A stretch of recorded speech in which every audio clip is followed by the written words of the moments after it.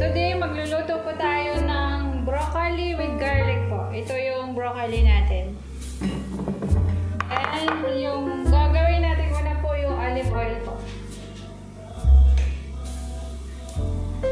Ayan. Wait lang, saglit. Then, ilalagay na natin yung garlic po.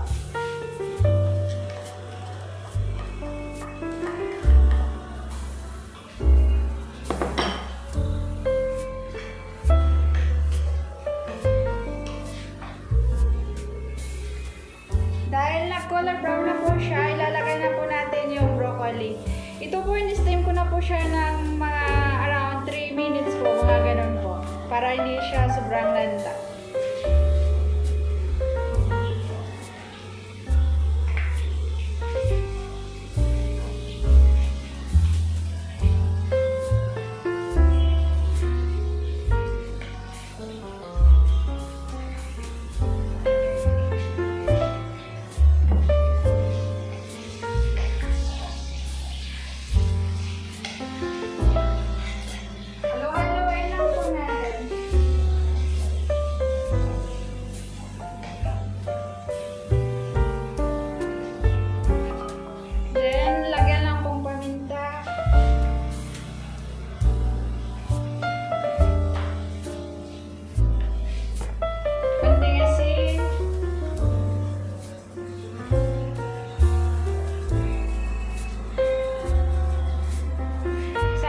Maganda pag gagamitin po natin yung Himalayan salt po.